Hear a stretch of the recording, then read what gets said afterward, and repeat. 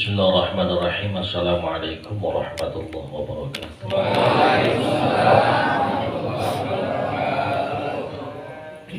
Alhamdulillah wassalatu wassalamu ala rasulillah Sayyidina Muhammad ibn Abdullah wa ala alihi wa sahbihi wa mawala la hawla wa la quwwata illa billah amma ba'd.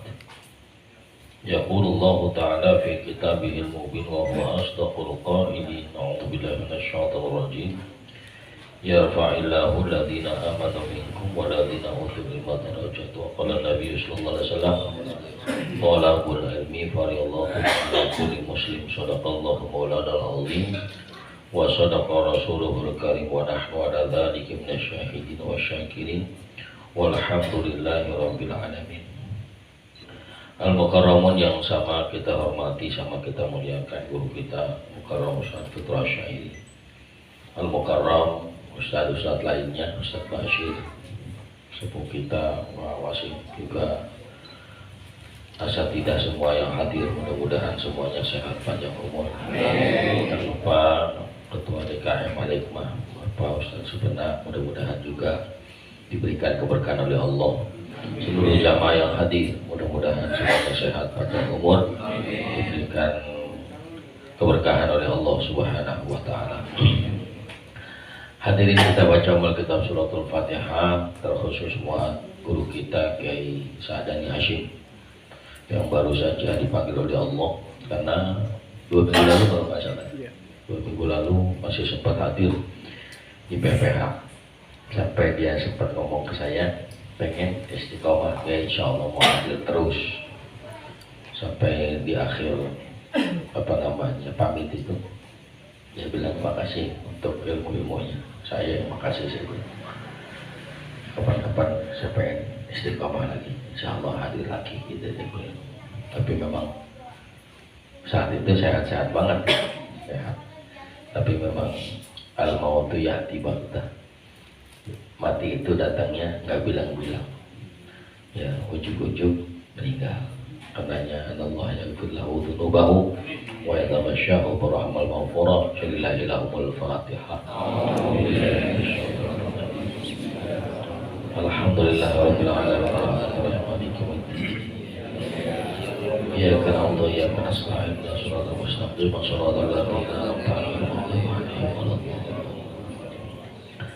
Bismillahirrahmanirrahim. Qala mu'allif rahimahullahu ta'ala wa nafa'ana bi ulumihi fid dharain amin. Qala rabbi shrah li sadri wa yassir li amri wa hlul 'uqdatam min lisani yafqahu qawli. Qalu subhanaka la ilma lana illa ma 'allamtana. Hadirin yang dirahmati Allah Subhanahu wa ta'ala, dalam ibadah sholat ada hal yang paling afdal, yakni bil jamaah, melaksanakan sholat secara berjamaah yang Allah kasih pahalanya 27 ketimbang sholat munfarid sendirian.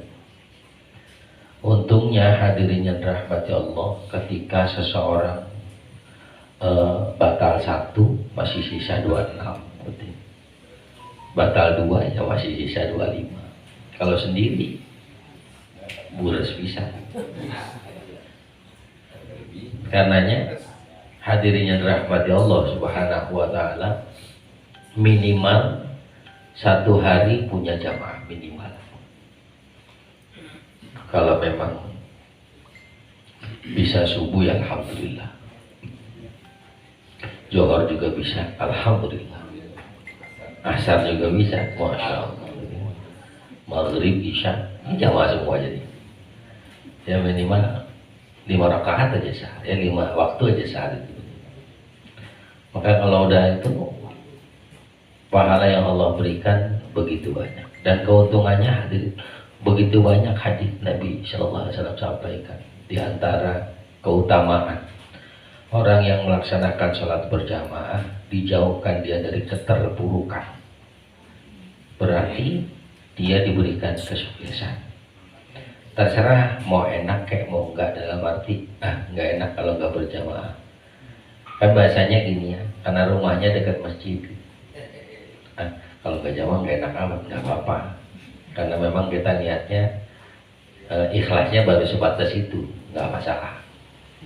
Nah, hadirin yang dirahmati Allah Subhanahu wa Ta'ala, dalam berjamaah ada beberapa aturan. Ini saya mohon maaf agak ribet karena nggak bawa kitab. Malam Rabu saya nggak bawa kitab.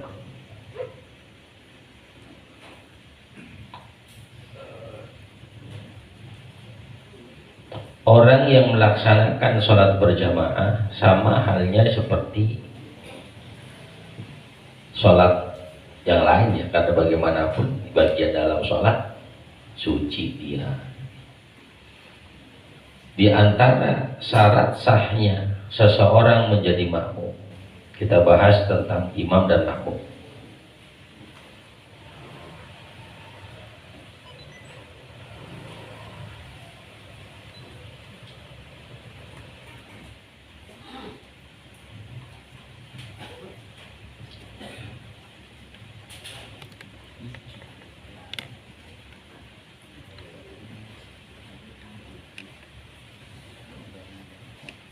Yang pertama, syarat seorang makmum itu adalah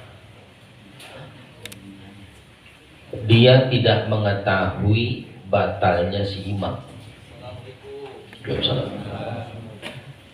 baik sebab hadat atau perkara-perkara lainnya.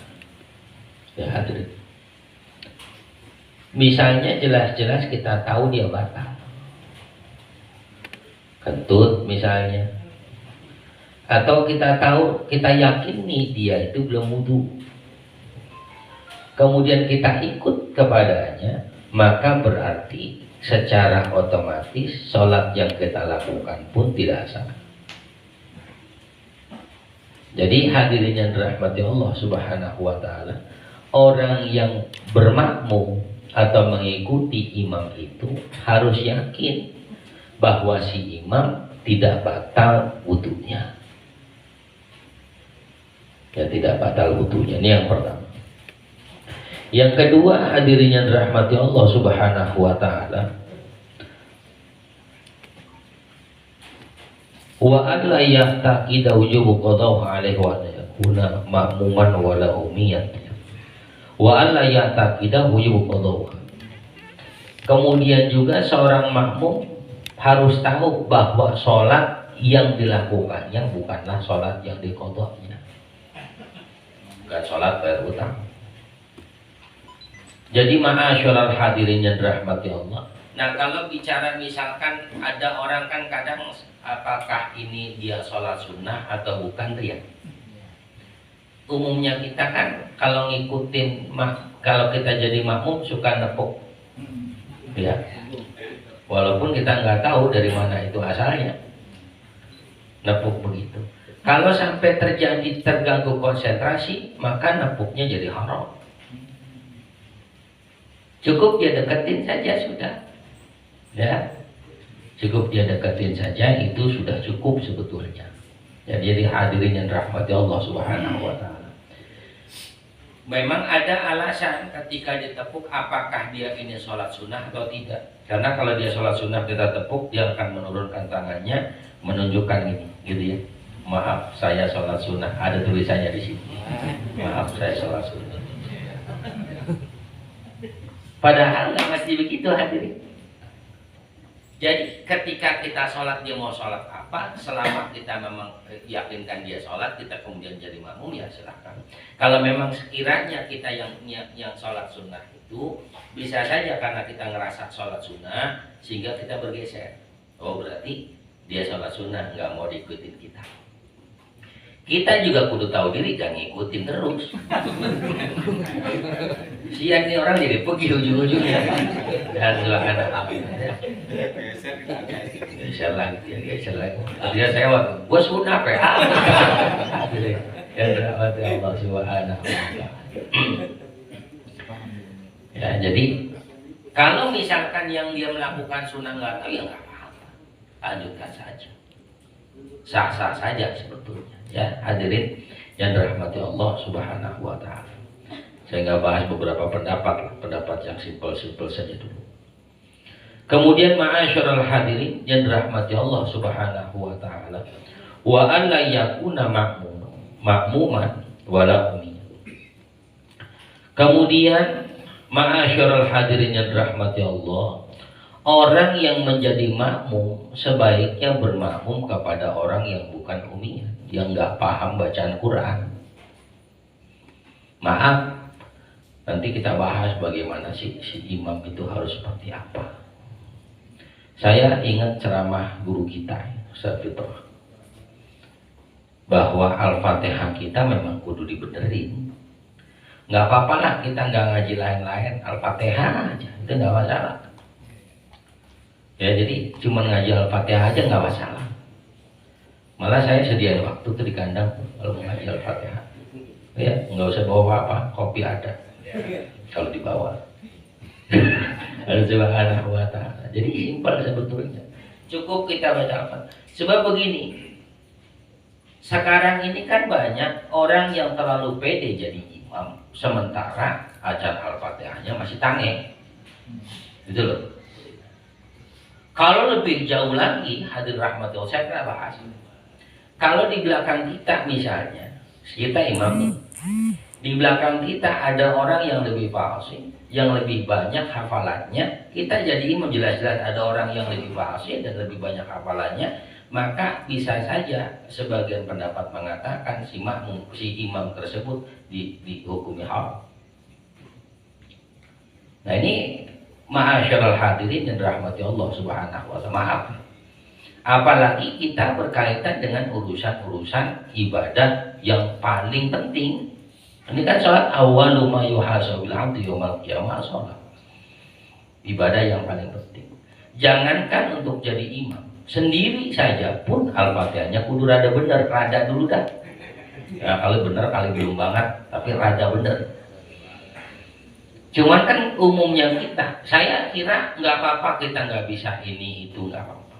Tapi minimal dibaca Al-Fatihah itu yang kita benerin. Ya baca Al-Fatihah. Saya guru kita pernah ngingetin itu. Ya nggak mesti ke saya kan, ke siapa saja yang kira-kira falsoha, yang fasih dia baca Al-Fatihah. Ma'asyiral hadirin yang dirahmati Allah Subhanahu wa ta'ala. Kayak contoh misalnya Alhamdulillahi Rabbil Alamin. Sebagian kita kan suka dengarnya Alhamdulillahi Rabbil Alamin. Bil Alhamdulillahi Rabbil Alamin. Ar-Rahmanir Rahim, Maliki Yaumiddin, Iyyaka na'budu wa iyyaka nasta'in, ihdinas shiratal mustaqim. Saya pernah cerita bahwa dulu kita ngaji Al-Fatihah itu nggak lama. Setiap hari kita ngaji itu paling cepat-cepatnya pindah insya Allah 6 bulan. Paling cepat-cepatnya pindah. Nah ini baru saya alhamdulillah 6 bulan. Ya 6 bulan ngajinya kan sebulan 2 kali. Ngajinya berapa? Sebulan 2 kali, berarti berapa kali pertemuan kalau 6 bulan? 12. Ini yang tiap hari subhanahu wa ta'ala 6 bulan baru pindah Al-Fatihah. Ini kadang-kadang kan kita ngaji gitu, nggak dipindah-pindahin, Roman mukanya galak banget, kayak nggak ridho banget sama guru gitu ya, subhanahu wa ta'ala. Lama-lama agak ngaji nih orang, cuman gara-gara nggak dipindahin ya, rahmati Allah subhanahu wa ta'ala. Ini saya kira penting, karena memang bagian daripada rukun, ya rukun sholat. Karena kan Al-Fatihah itu termasuk salah satu daripada rukun sholat. Ma'asyiral hadirin yang dirahmati Allah Subhanahu wa ta'ala. Kemudian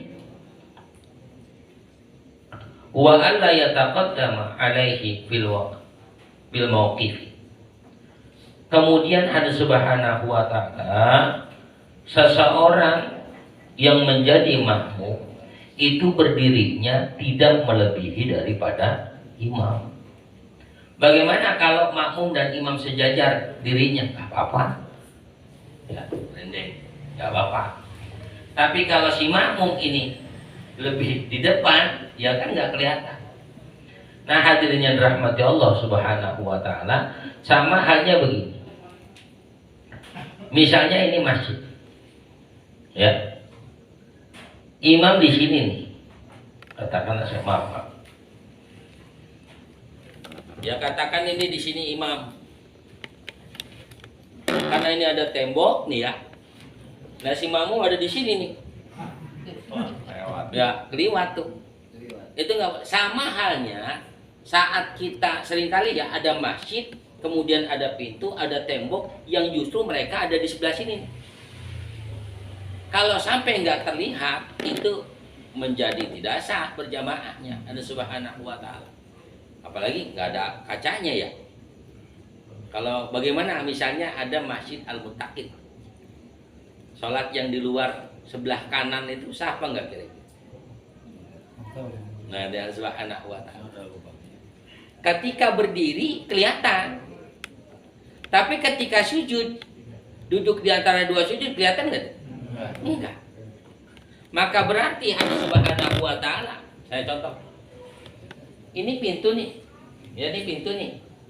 Pintu masjid kita. Nah, ke sana kan tembok, itu imam di sini, itu tembok. Berarti yang afdol itu dari sini ke sini ke sini. Ke sana kosong nggak boleh. Jadi besok bongkar. Proyek.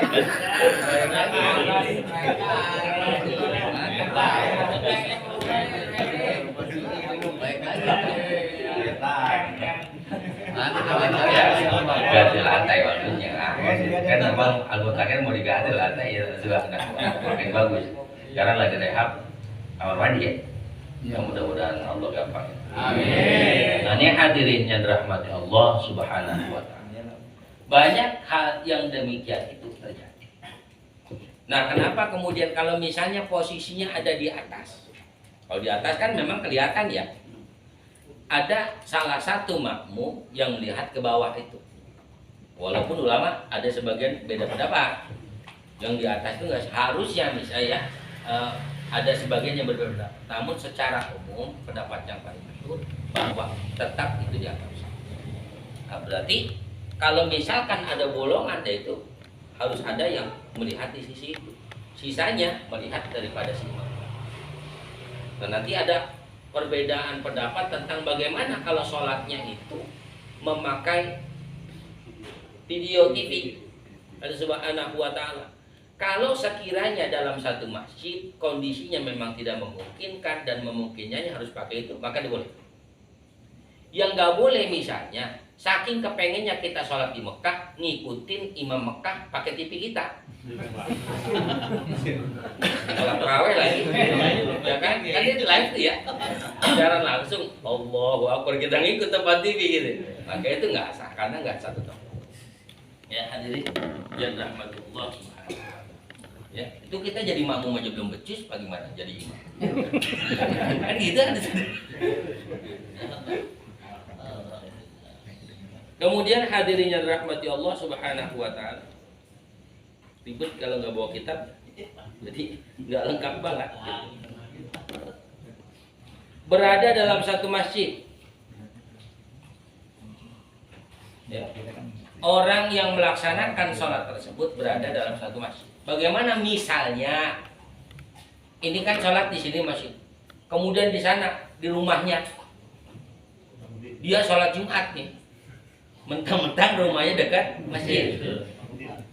Dia nggak pakai ke masjid, udah aja gelar di depan teras. Nah, ya. Itu sarwa kene nggak sah hadir. Ya harus ke masjid, ya harus ada yang nyambung begitu, jangan mentang-mentang sendiri-sendiri kecuali memang nggak ada tempat lagi. Ya atau hujan misalnya, itu darurat sifatnya, nggak masalah. Tapi kalau nggak begitu, maka harus ada penyambung, ya sampai ke apa namanya ke masjidnya. Ma'asyiral hadirin yang rahmat Allah Subhanahu wa Ta'ala.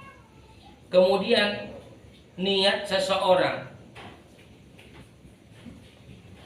wa alla yanwil qudur awil jamaah, orang yang bermakmum haruslah niat jadi makmum.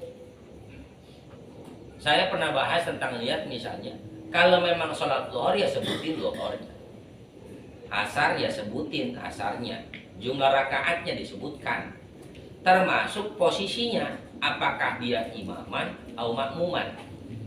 Biar kata dia saf paling awal, tapi dia nggak pakai makmuman, ya tetap nggak dihukumi makmum, karena niatnya nggak ngikut imam.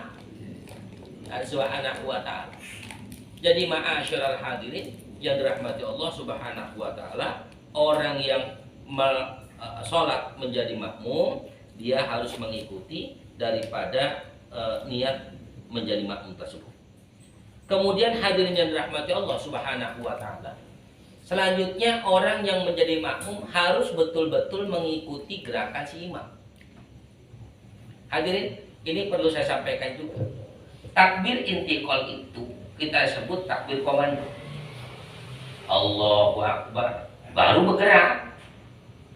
Ini kan kadang kita takbir belum dibunyikan si imam, kita udah berdiri dulu. Maka kata Nabi, orang yang model begitu entar dibangkitkannya dengan kepala keledai. Jadi tungguin imam sampai Allahu Akbar. Enggak, kita jarang begitu. Rata-rata kita cenderung Subhanahu wa ta'ala belum takbir atau kadang Allahu Akbar, kita udah bareng imam bangunnya. Allahu Akbar, Allahu Akbar, baru kita bangun. Allahu Akbar, baru kita pindah ke rukun yang lain. Allahu Akbar, tidak begitu. Sholat itu menentukan hidup. Pernah sholat bareng bini dulu? Pernah nggak? Pernah ya. Kalau kita misalnya gitu, Allahu Akbar, ini bini suka ngikut duluan tuh. Berarti bini kita egois. Bener-bener. Bini kita susah ngalah model begitu. Maka sampaikan kepadanya, tunggu takbir. Ya, Subhanahu wa ta'ala. Kecuali lelakinya lupa takbir ya. Dan Subhanallah. Dan biasanya cenderung takbir itu ada si imam itu kan biasanya kalau kita lihat Allahu Akbar. Dan takbir itu habis rukun itu, habisnya takbir ya persis posisi kita habis rukun. Allahu Akbar. Gitu ya. Sami Allahu liman hamidah. Sami Allahu liman hamidah. Ya, Sami Allahu liman hamidah. Allahu Akbar. Baru turun gitu ya. Ini hasil anak. Banyak kan gitu? Banyak. Cuman bukan orang sini kan.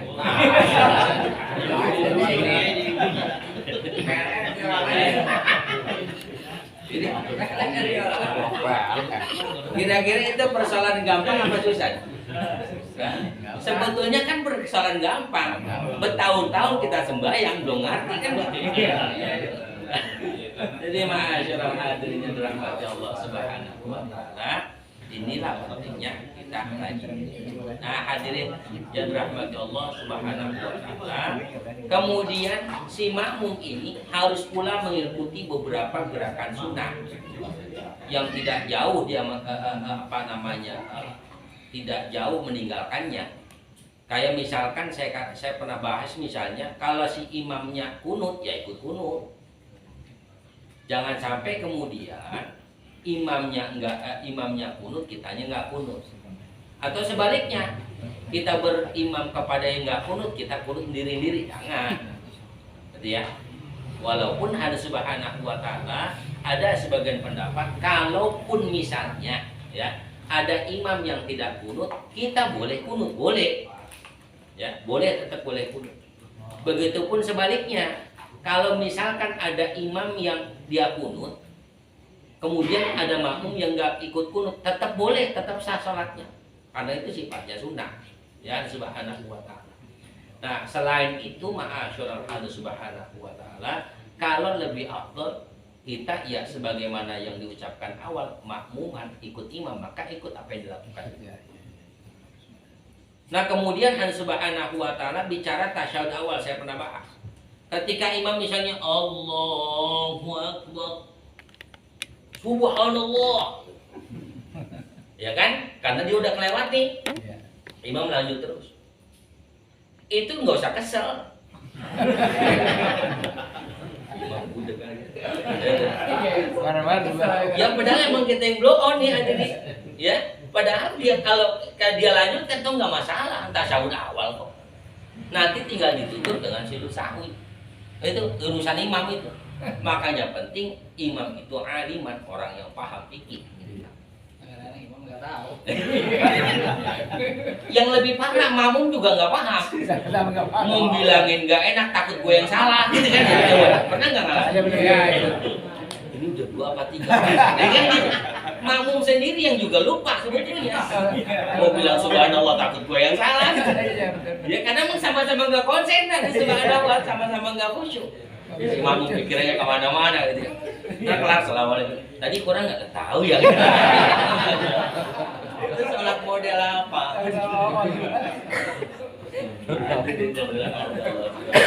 Tapi emang saya pernah kejadian ya begitu ketika sholat tasbih. Sholat tasbih kan memang tasbih lama. Tasbih lama. Kita itu saking mungkin karena yang imamin saya mungkin udah mau bilangin nggak enak kalau atau dia kurang khusyuk atau wallahu a'lam. Jadi Allah Subhanahu wa taala penting ketika kita duduk di saf paling awal sebelah kanan fungsinya untuk mengingat. Kalau 1 menit nggak usah semua sebetulnya. Kalau yang pertama ini misalnya dia udah diingetin nggak apa namanya nggak berkutik nih imam, boleh diingetin sebelahnya subhanallah. Tapi kalau ukuran sunnah nggak apa-apa, cukup subhanallah diingetin sekali cukup. Jangan sampai semua semasjid subhanallah. Lah itu imam pergi ada jadi musuhin. Ada kagum dengan Ya cukup sekali aja di bagian depan juga semua romanya sobat benar. Bagian depan itu baru misalnya mau apa nggak mau duduk depan gitu kalau mau benerin kan subhanahu wa ta'ala.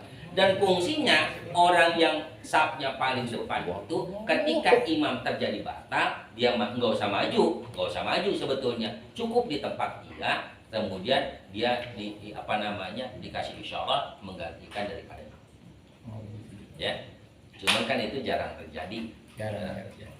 Jadi hadir rahmati Allah Subhanahu wa ta'ala. Sebab juga ada kejadian begini, ketika imam memang kentut ya, maaf kentut, urusan dia itu harusnya. Maaf ya, yakin ya kentut lagi, tinggal serakaat gitu. Kan gitu, karena semua semasjid nggak ada yang paham. Subhanahu wa ta'ala oleh sebab itu. Ma'asyiral hadirin yang rahmati Allah Subhanahu wa ta'ala. Ini pentingnya kita paham tata cara jadi makmum dia. Insya Allah saya bahas minggu depan lebih detail. Saya bawa kitabnya lebih enak. Mudah-mudahan yang sedikit ada manfaatnya. Kita nanti dengerin tausiah dari guru kita. Mudah-mudahan banyak ilmu yang kita dapat. Walaupun minkum ada Allah. Wassalamualaikum warahmatullahi wabarakatuh.